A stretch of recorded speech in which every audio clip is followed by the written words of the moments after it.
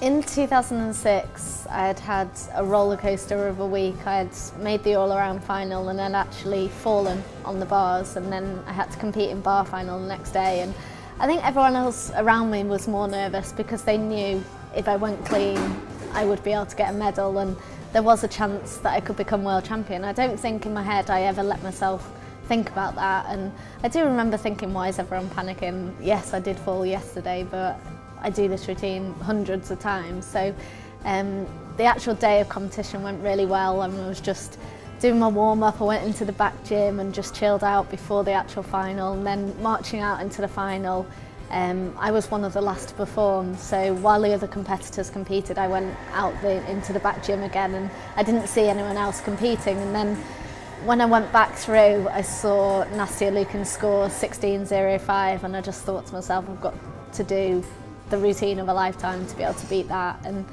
it's only afterwards that Amanda said she just had a feeling that I could do it. And the girl before me had actually fallen, so there was a really big time where I just had to sit and chalk up and wait for the judges to allow me to go. And the routine went really well and landed the dismount absolutely spot on. There was nothing else that I could have done better. And I went down to my coach, and just the smile said it all. She didn't need to say well done or anything.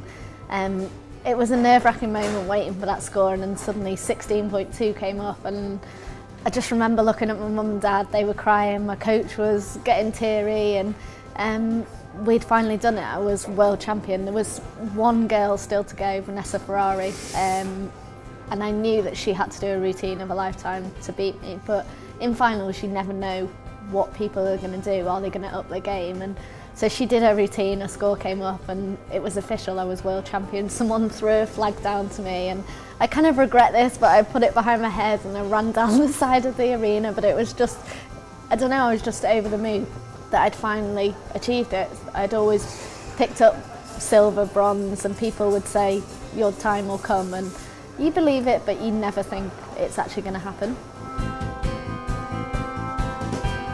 2009 was unbelievable. I mean, it was 3 years prior to the Games. You knew that that was the venue that was going to be used for Olympic Games, and it was great that British Gymnastics had managed to sort of get that home event and that practice in front of a home crowd, because it is very different. Suddenly you walk out into an arena with 10,000–15,000 people with flags, banners, shouting and screaming your name. And I actually went there to win a bar medal, and qualification didn't quite go to plan, and I fell on bars and I just scraped into floor final. And I remember thinking that week, I've got nothing to lose. I've kind of left the bar final and I can't win a medal there, and no one really knows me for being a floor specialist. So luckily I was first up in the final, and as soon as I walked into that arena it just gave me goosebumps, because I've never heard noise like it. And standing waiting to go, I was thinking to myself, am I actually going to hear the start of my music, because people were so loud.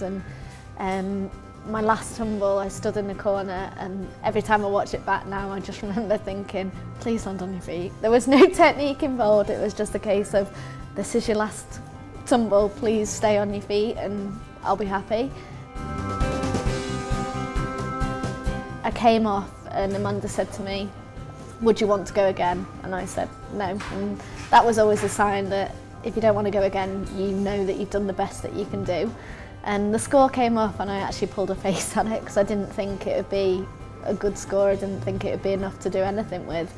And then obviously as the final went, people started to either fall or not quite beat me on the score, and I ended up in the position where I knew that I would definitely get a bronze. And then I was a little bit greedy inside. I'm thinking, I don't just want the bronze, I want to win it. And then it was finally sort of came up on the scoreboard that I'd become world champion. And for me, it was kind of more special because people didn't know me as a floor specialist. They only knew me as a bar worker, and it kind of showed that I wasn't just a one-trick horse.